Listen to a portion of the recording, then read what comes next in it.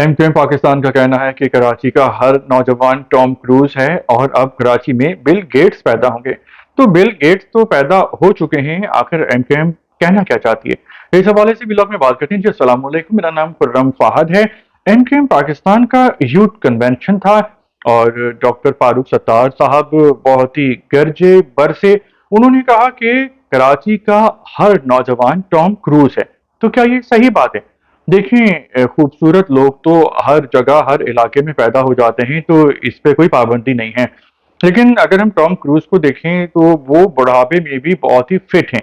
जबकि अगर हम कराची में देखें तो यहाँ पे जो नौजवान हैं उनको भी हार्ट अटैक हो रहे हैं और यहाँ की जो आबो हवा है वो बहुत ही जहरीली है, गंदी है। तो यहाँ पे तो लोग जवानी में ही बूढ़े नजर आना शुरू हो जाते हैं क्योंकि यहाँ पे मसले मसाइल बहुत हैं। अब फारूक साहब ये भी कहते हैं कि अब बिल गेट्स पैदा होंगे। तो उनके कहने का मतलब ये है कि कराची में बिल गेट्स जैसे टैलेंटेड लोग पैदा होंगे और वो अपना काम करेंगे, कारोबार करेंगे और पाकिस्तान का नाम रोशन करेंगे। लेकिन फारूक सत्तार साहब को अपना प्लान भी बताना चाहिए कि वो यहाँ के बच्चों को टॉम क्रूज और बिल गेट्स जैसा कैसे बनाएंगे। इसके अलावा वहाँ पे डॉक्टर खालिद मकबूल सिद्दीकी साहब भी मौजूद थे, तो उन्होंने कहा कि पाकिस्तान को बनाया भी हमने था और बचाएंगे भी हम। यानी उनके कहने का मतलब ये था कि जब पाकिस्तान वजूद में लाया गया तो उर्दू बोलने वालों के आबाओ अजदाद ने बहुत ही मेहनत की थी और उसमें बहुत ही कुर्बानियां दी थी और उन्होंने कहा कि बचाएंगे भी यही उर्दू बोलने वाले।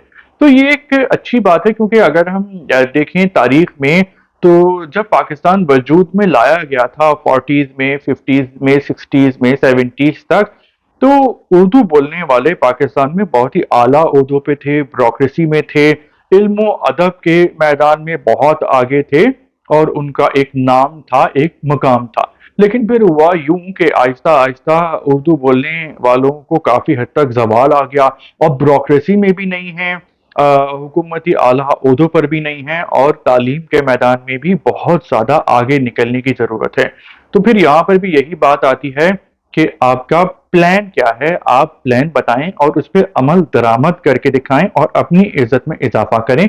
खालिद मकबूल साहब, मुस्तफ़ा कमाल साहब भी मौजूद थे। उन्होंने बिल्कुल जज्बाती जो उनका अंदाज है उसमें तकरीर की। उन्होंने ये कहा कि नौजवानों को ये चाहिए कि जो कल्ट फॉलोइंग होती है, यानी जो शख्सियत परस्ती होती है, उसके पीछे ना भागें।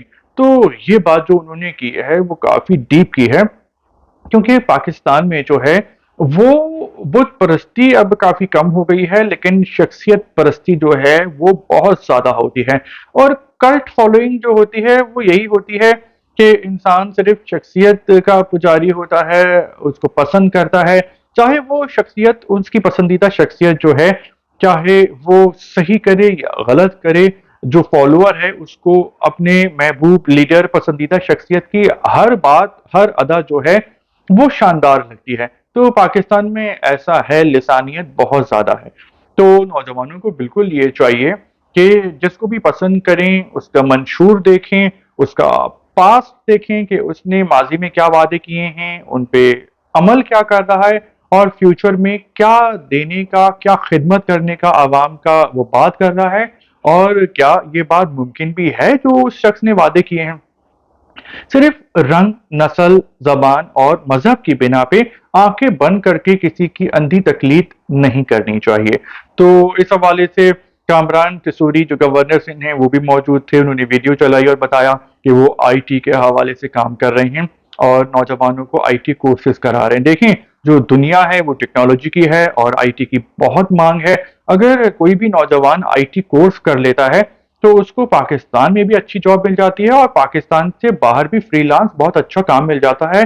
पैसे भी बाहर की करेंसी में मिलते हैं जो मजबूत होती है और बहुत अच्छे पैसे होते हैं। तो अगर कामरान तिसूरी साहब अपनी इस जो आईटी का उनका मंसूबा है, अगर वो उस पर अमल करने में कामयाब हो जाते हैं तो जो है कराची और सिंध के नौजवानों का मुस्तकबिल अच्छा हो जाएगा, उसका फ़ायदा पाकिस्तान को भी होगा और उनका सियासतदान के तौर पे एक बहुत नामो निशान हो जाएगा जो एक बहुत अरसे तक रहेगा अगर वो अवाम की खिदमत करने में कामयाब होते हैं। तो वीलॉग आपको कैसा लगा आप बता सकते हैं और अगर आपने वीलॉग यहाँ तक देखा है तो आपका शुक्रिया।